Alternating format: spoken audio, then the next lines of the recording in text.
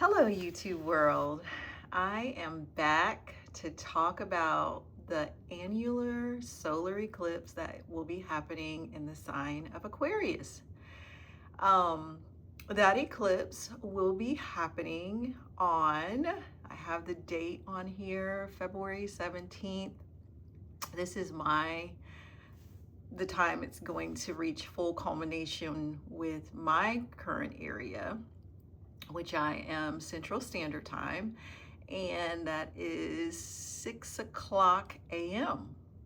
Um, and I've had a lot of thoughts about this solar eclipse. I've done research about this solar eclipse, and to be quite honest with you, I've really been feeling this solar eclipse. I think probably a lot stronger than initially I was willing to realize. And I think it could just be the fixity of the energy that is headed for us. I know, being a fixed placement myself, the fixed seasons tend to really affect me. It really does. So today I wanted to talk about it, and I wanted to get into some things that I was thinking about this solar eclipse, looking at a few solar eclipses at around or in this sign from years ago, just due to my curiosity and love for past events and patterns of things that's happening in my own life. I tend to love to look back. What's the saying? You really don't know where you're headed until you know where you've been, or you really don't know where you're going until you know where you've been, something like that.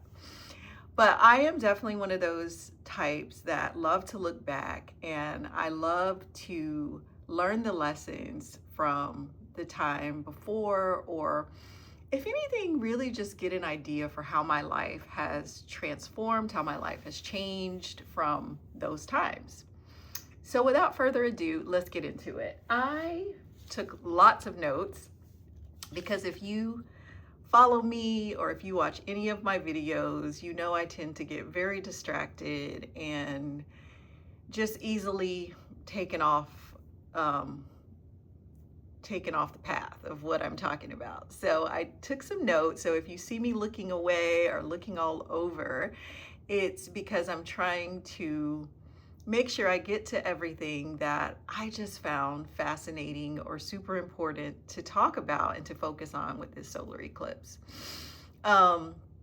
First of all, it's an annular solar eclipse. We've already covered it. It's going to be in the fixed air sign of Aquarius, and it's going to be, I think, pretty life-changing, as the ones in the past have been.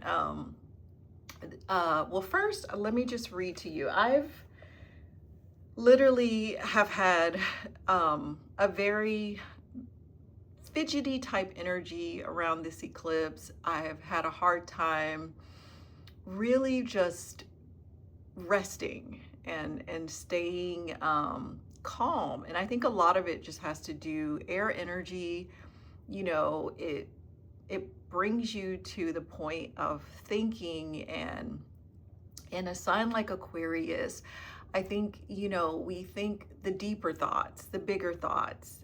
We get to see the higher intelligence of our thoughts. And so I've had many dreams and have struggled with sleep just due to a lot of the restless energy of where this is all going, and what this will all look like in our own lives, our personal lives, as well as a collective. So I wrote down a few of my thoughts, some stories. I do have a small story that I will save for the end. And just to kind of wrap up sort of what I feel and the vision that I see connected with this eclipse. So As we entered into this Aquarius season, I fully believe the great transformer, Pluto, has been busy on the job, rebirthing the collective and in our own personal lives. As the luminaries and the personal planets have had their most poised soul to soul, Mars was activated in its most powerful way when it conjunct the Sun on January 9th, kicking off a new synodic cycle between the Sun and Mars, and of course with Mars in its exaltation of Capricorn. Eventually, Mars would oppose Jupiter, square Chiron, conjunct Mercury, trine Uranus, sextile Saturn and Neptune, and then conjunct Pluto. It's been busy, people. With Pluto, I believe a heart-to-heart with the great rebirther himself, and Mars, last but certainly not least, to meet with Pluto. Well, let's just say we're all probably feeling pretty transformed as a collective and on a personal level right about now. And I know I've definitely seen that in the media, just on a collective level. You know, Pluto has a way of bringing about the secrets, uncovering the truth. It has a way of transforming our lives to where we are never the same again. You know, we don't look back after Pluto is done with us. And I think Pluto going through all these planets, you know, conjuncting with all these planets in Aquarius, has really just been the building for this annular solar eclipse that we will experience here in a day or so.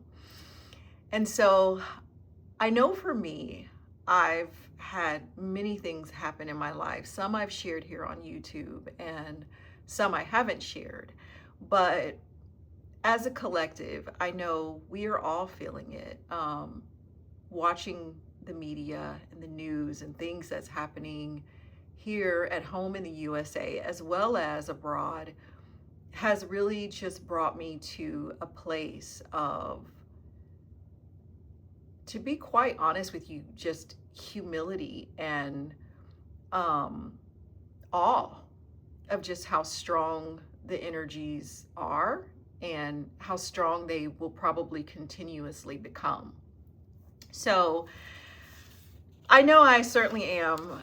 I have been feeling the strength of what's been building. So what I am taking from all of this, as I've been meditating, processing, wrestling, that's the Mars energy, right? With these energies, I keep going back to Pluto and Aquarius. Pluto and Aquarius really has my attention.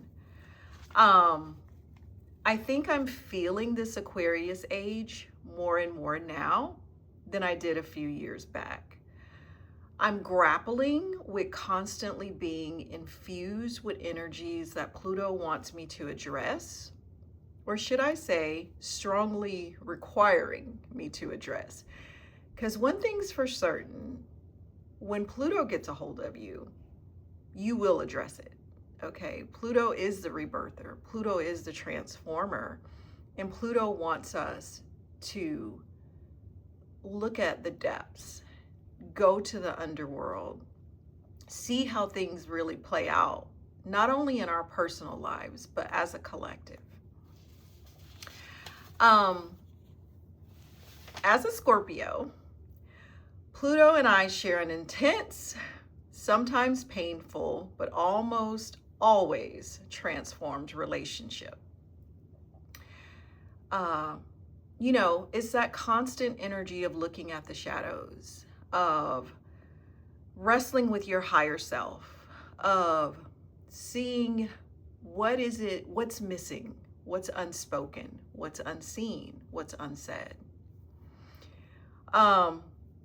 So For me, when Pluto comes knocking, it's best to just let him in. Slowly, of course, right? Pluto will be in Aquarius for, I think in totality, it will, with retrogrades and everything, it will be about 23, maybe 24 years. So as a collective, as a individual, we will all be transformed by Pluto in Aquarius. It's always an inside job for Pluto first. So what does all this have to do with this new moon, annular, solar eclipse in Aquarius? Well, if there was a moment, it's now. This is the moment, people. Everything else is all going to be shocking, as this annular solar eclipse will square Uranus.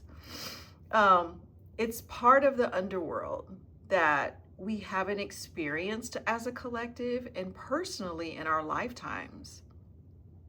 It will be groundbreaking, as Saturn and Neptune will conjunct here in just a few days after this annular solar eclipse in Aries. And we will get to experience with energies that we've never in this lifetime really experienced. It will be filled, I believe, with inconvenient truths, life-altering shifts. But as I tell myself, and I would encourage the collective, breathe, flow through it, know that it's going to be okay. Know that through every step of the way, this is how history is made. Someday, lifetimes from now, others will get to look back on this time and say, wow, here are the things people in 2026 were grappling with. This is how it played out. These were the energies. This is how powerful our universe is. This is how powerful the bodies, the sun, the moon, the fixed stars, the planets. These are how powerful they are and how they're continuously changing and shifting our lives, even when we don't even really understand or know that that's what's happening. So it's so much bigger. It's uncontrollable. We can't contain it, and we can only look back and marvel at it. I know that's what I was able to do as I looked at eclipses in the past, okay? So one thing I wanted to share, or one thing what I think is really cool about astrology, and what I love to focus on when I talk about astrology, and even when I look at my own chart, or if I'm looking at the chart of someone else, or I'm doing just sort of what I like to call a nerd out research on whatever, and I add astrology with it. One thing that I really like to focus on are themes. I think themes are so cool in astrology, and have really always just kind of caught me off guard, or just made me look at things, a little bit more intensely, I should say.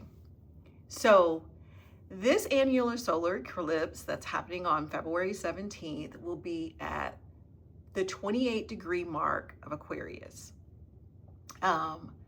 It's going to be ruled by Saturn in Aries, which is at the cardinal 0 point, as we see here on the chart, in Aries, and will make a conjunction with Neptune here a few days or so after the eclipse.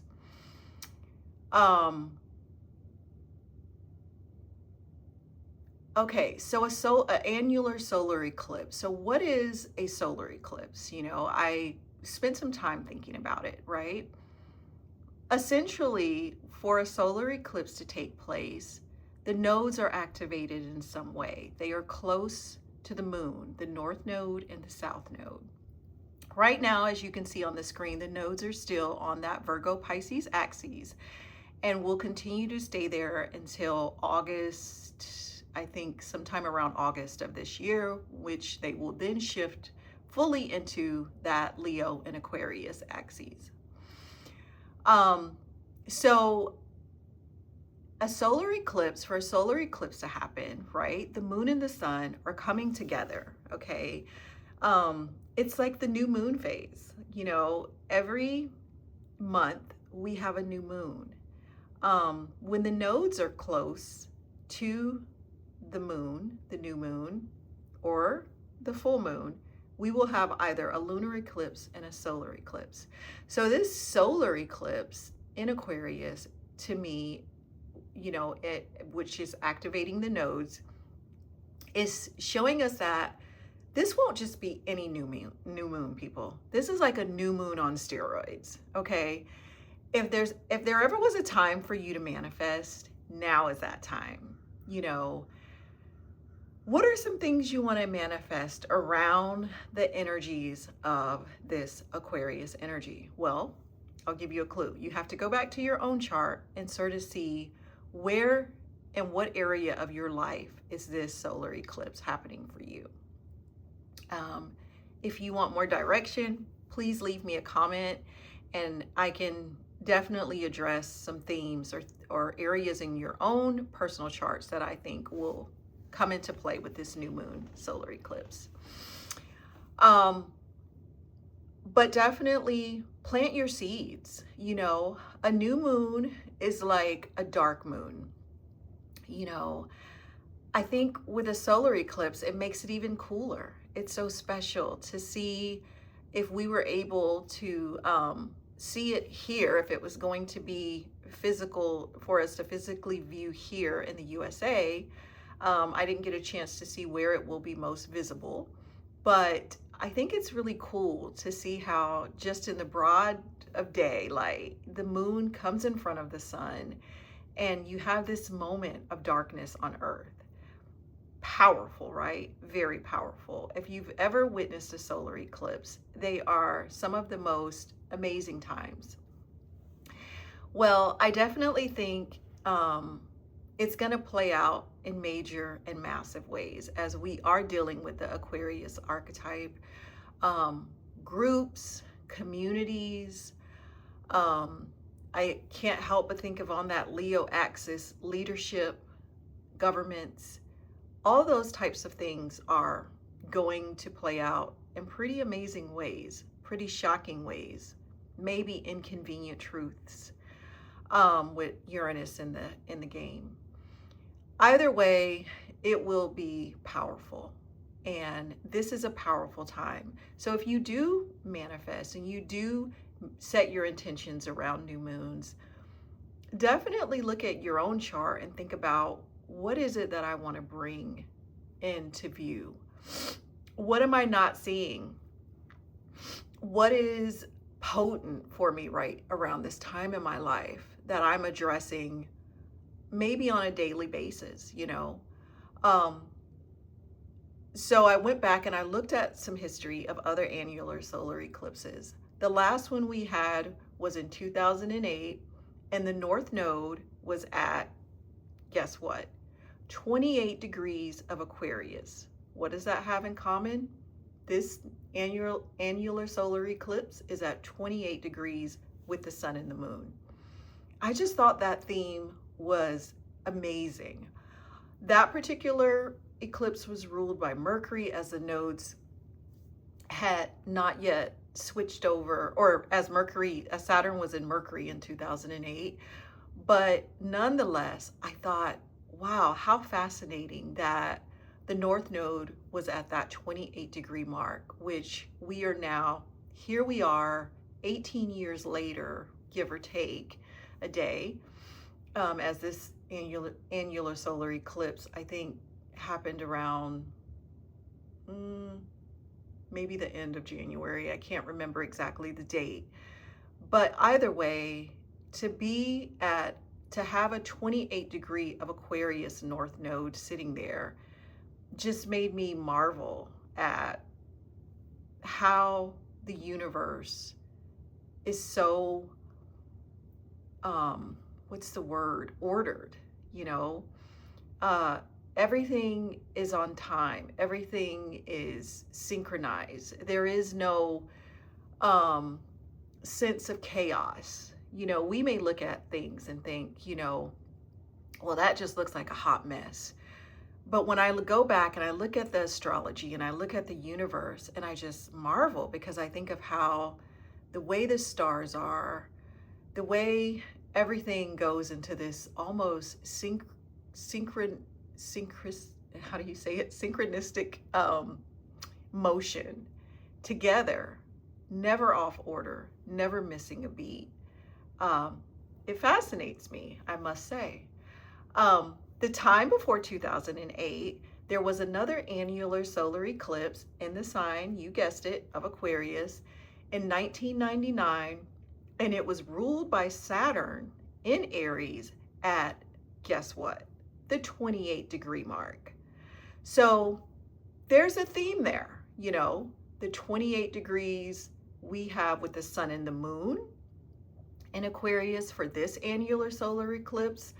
The 28 degrees north node annular solar eclipse in Aquarius that we had in 2008. And in 1999, there was an annular solar eclipse in Aquarius ruled by Saturn in Aries at 28 degrees. Blows my mind. Like I said, the universe is right on time, no matter what year it is. Obviously, you know, I'm looking at dates that were far out, but I think it's really cool to see. It's really cool to understand and to connect with the energies, just to see how this time that we are in history right now is not it's not just coincidence, okay? It's fated, it's destined, people. So what are some themes I saw in this 28-degree mark, right? All right, so 28 in numerology breaks down 2 plus 8 or 8 plus 2 breaks down to 10, which breaks down to the number 1, okay? The number 1 is that Aries archetype, right? It's that first zodiac sign, new beginnings, independence, pioneering energy. It's that self-led Mars energy, first house, action, getting things done. It's all of that, you know, and sometimes it's good, especially moving from an age that we've been in Pisces, where it's been more of the self-sacrificial, the martyrdom syndromes, a lot of those things, right? The imposter syndromes, even you saw popping out a lot in the last ages and time periods that we've been through. And now being in this Aquarius age where, you know, in tarot, it's the star card, you know, it's really finding a way to be in a group, but be an individual in a group. And in fact, understanding that that's the way things should be. It's so much powerful to be an individual within a collective, because we all have something to give. We all have a piece of the puzzle that's necessary to make humanity and the world an amazing place to be and to come together. So I think that new beginning, each of those years, if you think about it, 2026, it's a 1 year, okay? 2026 in numerology breaks down to a 1. 2008 was a 1 year, and 1999 was a 1 year. So what does that all mean, you know, for your own personal chart? We'll look back, you know, if you were alive in 2008, I'm guessing if you're watching this, you possibly were, but maybe 1999, you were a lot younger, you know, and there's not a lot that you remember, or maybe you do. I know in 1999, I remember it well, as I was starting out as a young adult to go out into the world, the bigger world, the world where, you know, the social world, you know, the world grew governed, I feel, by the social planets like Saturn and Jupiter.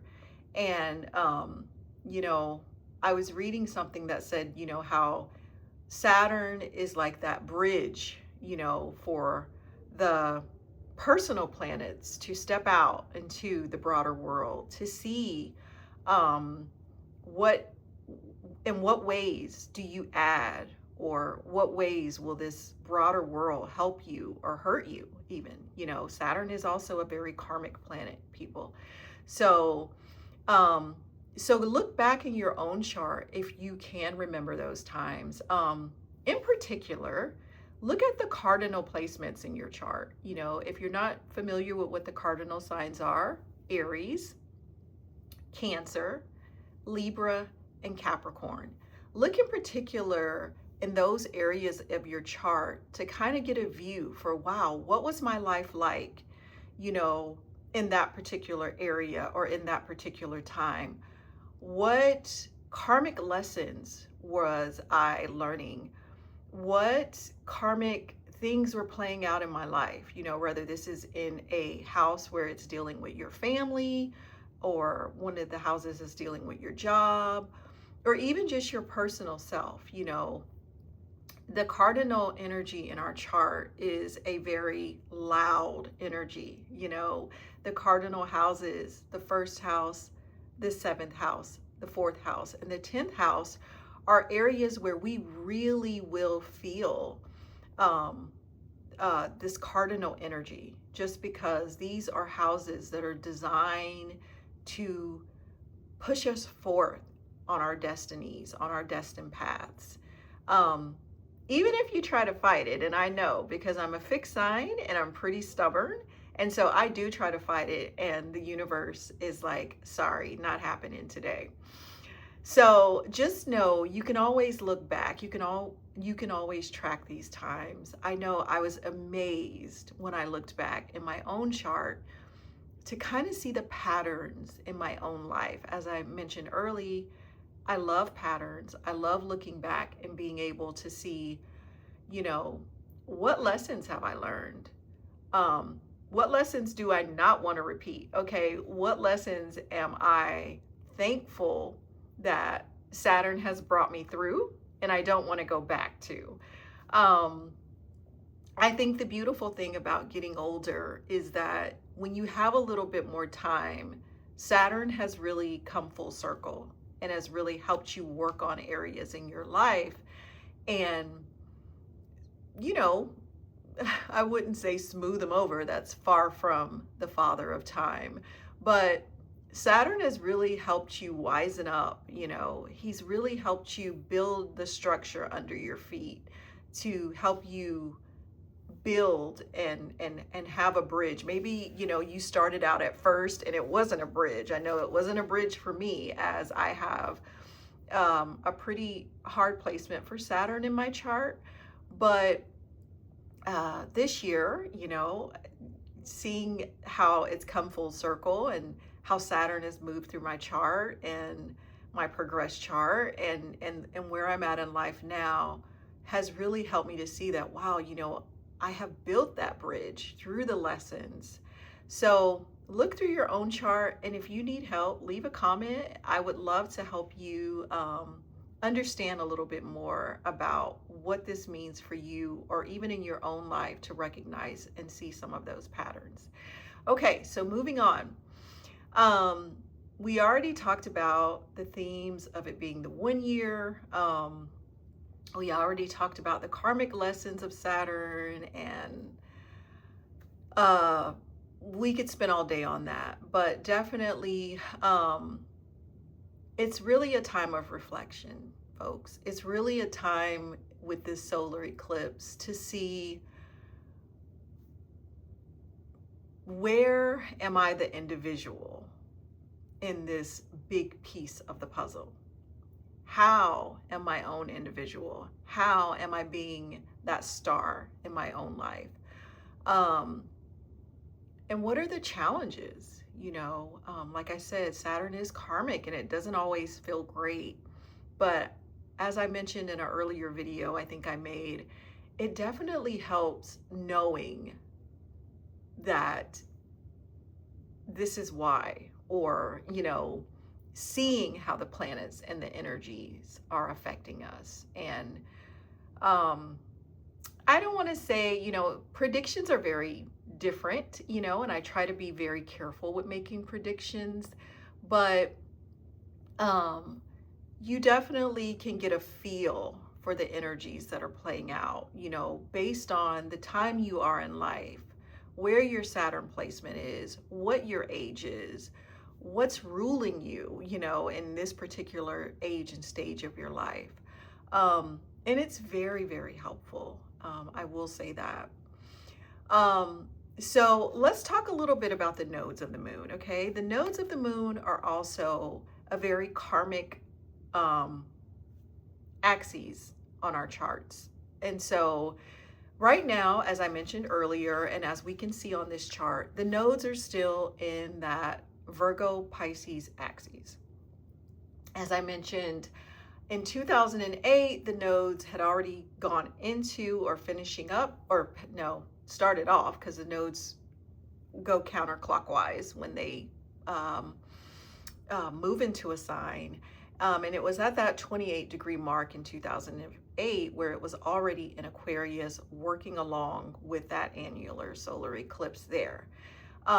Here and now in 2026, the nodes haven't quite moved into that Aquarius and Leo axes, but because because of the degree that it is from the moon at this solar eclipse, it is still enough degree point to activate it. And so you will feel it. You may feel it in these houses where you have Virgo Pisces a little bit stronger, just because we have been wrapping up, having the nodes there, going through some karmic tests in our life on that Virgo Pisces axes. And so I just want to put that out there, because I think sometimes we might think that, oh, let me just go straight to my Leo and Aquarius axes of my chart and kind of see where this eclipse is playing out for me. But really, we are still wrapping up with that Virgo Pisces axes, and there could be some pretty interesting things that will continue to happen for us in that axis of our chart. The nodes will in fact stay in the Virgo Pisces axis until August 18th. August 18th of this year, and then it will officially move into that Pisces, or that Aquarius and Leo axes of our chart. We will have a lunar eclipse. I actually have that date in Virgo on March 3rd. It will be a partial, no, that will be actually a full lunar eclipse in Virgo. And then we will have a partial lunar eclipse in Pisces on August 27th. And then the finale, we will still be on that Virgo Pisces axis with one more eclipse in 2027, which will happen February 2027, where we will have that final, I think it will be a lunar eclipse playing out, and we will be completely finished with the Virgo Pisces axes, and we will not have that activated for another, I think, 18 years or so. So so maybe look to both of those areas in your chart just to kind of see where all of this is playing out. Okay, so I know this video is getting long. I will start to wrap up now. There were a few more things. As I mentioned, this energy has been very potent for me and activating me in ways that is kind of blowing my own mind, but at the same time, not surprising. I guess I kind of understand it more now. So one thing I wanted to mention is with the nodes of the moon and having these houses in your own chart activated, if you have points or placements at that very first decan of the Pisces and Virgo axes, then you probably will be feeling and seeing some, having some strong times around this time. I don't take eclipse season lightly because I think it's one of those times where, you know, we have to breathe and go with what will come. Okay. um it's a time not to fight against the energy. It's a time not to fight with destiny, because as I mentioned before, it will have its way in our lives. And so if you have placements or points at 28 degrees of the fixed signs, so the fixed signs are Taurus, Leo, Scorpio, and Aquarius. If you have planets or points at that 28 degree mark, those may be some in those houses or points. You know, you might want to take a look at those houses and see what is showing up for you, or try to notice some of the maybe planning some new things around those houses. It is a new moon after all. Like I said, I don't really make a lot of manifestations or mess around with eclipse energy that much, just because it is such a potent, powerful energy. But if you also have planets or points around that beginning cardinal sign degree of in the cardinal signs, again, Aries, Cancer, Libra, and Capricorn, if you have planets or points around those degrees, that would be anywhere from 0 degree to maybe, like, I'd say about 4 or 5 degree out. You know, maybe you would want to take a look at those houses and see, like, what is showing up in those houses for me where I have these cardinal signs. And don't worry, mutable signs, as I said before, you know, you definitely are still on that karmic wheel of destiny as you have been finishing up the Virgo Pisces axes for the past year, which will continue to play out over the course of this year, and then one more finishing up in 2027. So definitely you want to check that out. And you know, maybe there will be some major finales or new beginnings, you know, that you have absolutely no control over, and that you are going to breathe through and go with what it is the universe is wanting you to see and understand and embrace over this next cycle of your life. Okay, so in wrapping up, we mentioned the signs that are going to be affected, the degrees. I have already, as I mentioned, started feeling this eclipse on a powerful level. I have some points in planets. I'm currently going through my Chiron return. If you're not familiar with Chiron, it is the wounded healer. And it's been said that you will go through it around age 48, 49, just depending on where Chiron, I think for some people even 50, shows up on your chart. And for me, this year, Chiron will reach that 28 degree, which is where I have my Chiron, is at that 28 degree point of Aries.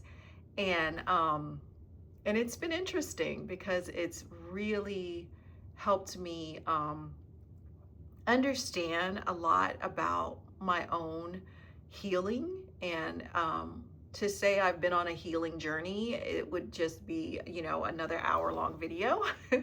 But it's definitely powerful and definitely have activated a lot of things for me. So wrapping up, I think that's it. This video has gotten really long, and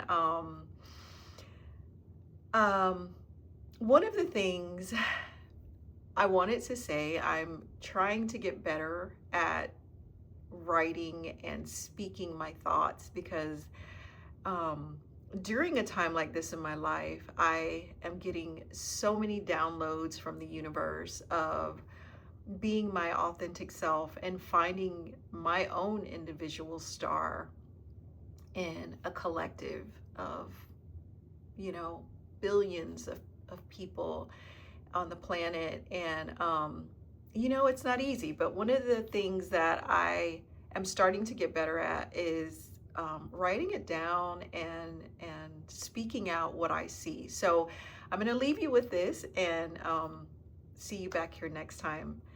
My soul is not for sale.